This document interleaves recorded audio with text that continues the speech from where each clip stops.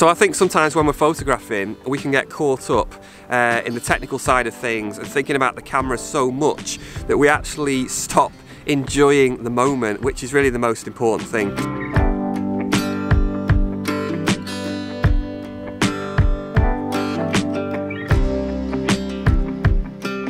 Why do we photograph wildlife? That's something that I've been thinking about lately.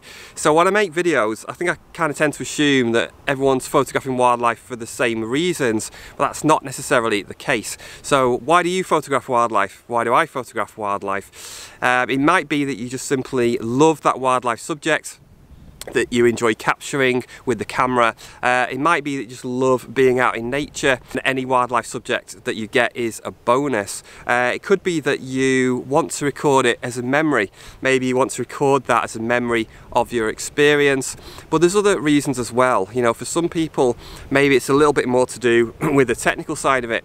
Maybe you enjoy the challenge of trying to capture really amazing imagery. You want to use creative lighting, maybe that's more what it's about for you. Maybe it's just that you want to show other people what you've seen. Maybe you want to inspire other people. Now, whatever the reason, I think sometimes we can just get too caught up in gear. So having to have the perfect lens, the best camera body, the fastest autofocus, and of course the most megapixels. And the more I think about it, and the more I see different equipment, the more I'm reminded that that is just not the most important thing. It is really about the experience. And sometimes I think it can be easy to forget that, even to a point that we can be out there photographing wildlife and we get so caught up in the technical things and what the camera's doing, all the technical side of it, that we just forget to enjoy the experience. And I would suggest sometimes that you take your eye away from the camera. I know it's hard to do that, and I find it hard, but on occasion, just take your eye away from the viewfinder, maybe put the camera down completely and just look with your own eye. Because I don't think looking through a camera, I don't think looking through the viewfinder, whether it's an optical viewfinder or what's the other one, mirrorless EVF, electronic viewfinder, I don't think that's the same. It doesn't feel the same to me as looking with my own eyes. So I'm going to share with you today 3 different experiences in terms of wildlife photography that really stick in my mind. One of those experiences was here photographing the roe deer, and this was just about a couple of weeks ago now. Now I have shared some of those images in a previous video, but there's much more that I'm going to share which tells you more of the story, more of that particular encounter. So I've been photographing roe deer here for many years, some success, lots of failures, and I'd arrived in the usual field in the evening and I'd seen a couple of roe deer. And they were kind of just past the hedgerow into the next field. So I got myself into position where I wanted to be with the wind in the right direction. So I was downwind, I had the wind coming towards my face, just in case they decided to come into the field where I was. I was kind of at the edge of that field. And sure enough, after about 10 minutes or so, one of the deer stepped through the hedgerow and into the field. Now I was just pretty much out in the open. There's a hedgerow a few meters behind me, but pretty much out in the open.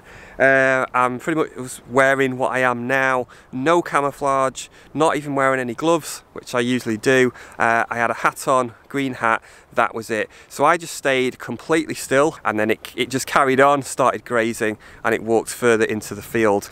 Now the most amazing thing happened after that, which was that it was followed by not just 1 or 2 more deer, but 3 more deer.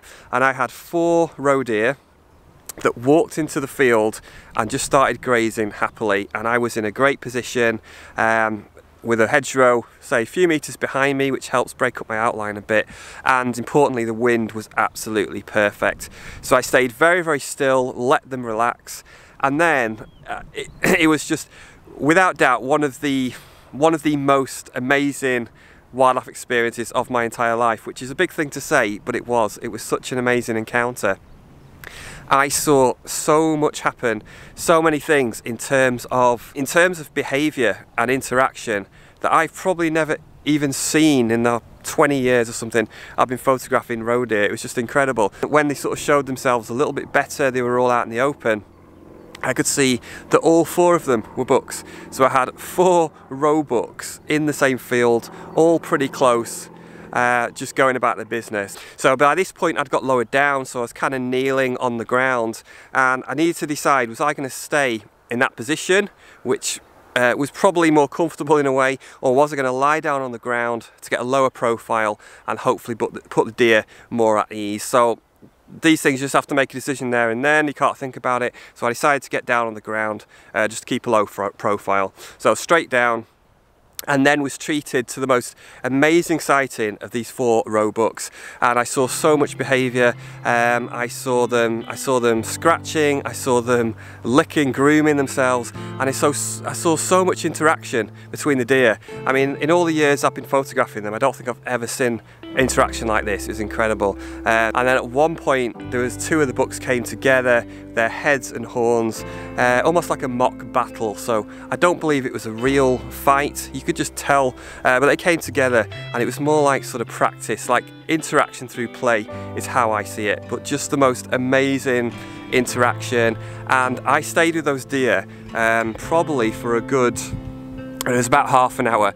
I stayed with those deer for about half an hour. So here it definitely wasn't about the gear, it was just that overall experience. And I think importantly, for me, it was just like being let into their little world. They knew something was there, maybe they didn't know it was a human, but they knew something was there. Occasionally they'd look up and check, but they basically accepted me for whatever they thought I was, and they just carried on about their business, and I was able to just watch them and photograph them, and they were just totally at ease.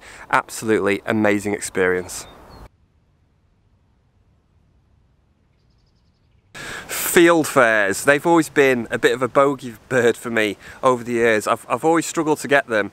I've never had the best opportunities. I've got kind of record shots. There's always been something wrong, or it's been too far away. So I never really had what I'd call proper photographs of field fares until a couple of winters ago. So I got this opportunity and I was really keen to get that bird. That was my specific target bird that I wanted to get here, and there was a bit of planning to do.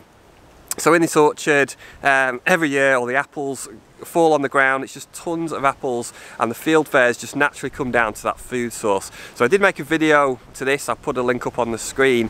There was quite a bit of planning, getting the hide in place, a low-level tragopan hide, and then I actually moved a lot of the apples as well into a more photogenic position in terms of the light and the background.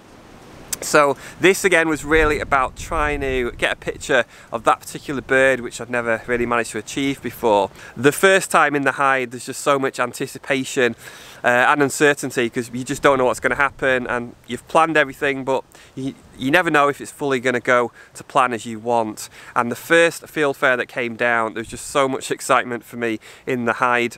Oh, I just seen a field fare. Oh, it dropped down and it was quite close actually. You know, I tried to stay really still, really quiet, because I didn't want to spook the bird. And the first field fare landed quite some distance away, but I could see it there pecking at the apples. And then over the next 2-3 hours, I got a number of field fares, other birds as well, but the field fares was the main target, and they were coming down, feeding on the apples, and just an amazing experience. And a lot of those birds came unbelievably close, and you know, they got used to the sound of the camera, even got used to a bit of movement with the lens poking out of the hide. And whilst they are obviously beautiful birds, and getting them so close was amazing, the photography was amazing, I think with this experience it was as much about finally achieving quality images of that particular bird, the field fare, that I'd been after for years. This is where my little wooden hide used to be for small bird photography. So as you can see, things have changed a little bit here, so I've had to bring the hide down. But you know, I try and find the positives in this, and the positive here is that this pond, you know, in the next year or two could be amazing, absolutely fantastic for macro photography. So always try and find the positives. I love to visualize an image and then plan everything and then see it through and get that end result. I get a lot of enjoyment and a lot of satisfaction from that type of photography. So that was the case here with my little project for small birds a couple of years ago.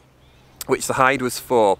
Now, I specifically tried to find locations which I knew was going to work for this subject. So it was a case of spending quite a lot of time finding the perfect spot. And for small bird photography, that means your position in terms of making sure there's going to be enough birds around, enough trees, enough cover, and then importantly, the light and the background. So I assessed exactly where the light was going to be, you know, throughout the day, and also what the background was going to look like with a relatively big lens. And again, that's something that I really enjoy as part of the process. So once I decided on the location, got the hide up, then it was a case of putting up the bird feeders. So when I used the mixture, it seemed that I wasn't getting the birds I wanted, and particularly bullfinches. They didn't seem to be coming down to the mixed seed. When I switched to using pure sunflower hearts and nothing else, the bullfinches really started to come. I got other birds as well, but the bullfinch here was one of my main targets. And the next thing was to introduce the perch. So this is a major part of the image for me. Again, a really important part of the process is to get a really attractive perch and one that looks natural for the bird that you're trying to get to land on it. So I spent a bit of time looking particularly for catkins. I really wanted a picture of these small birds on hazel catkins. I think it looks amazing. Really nice spring images.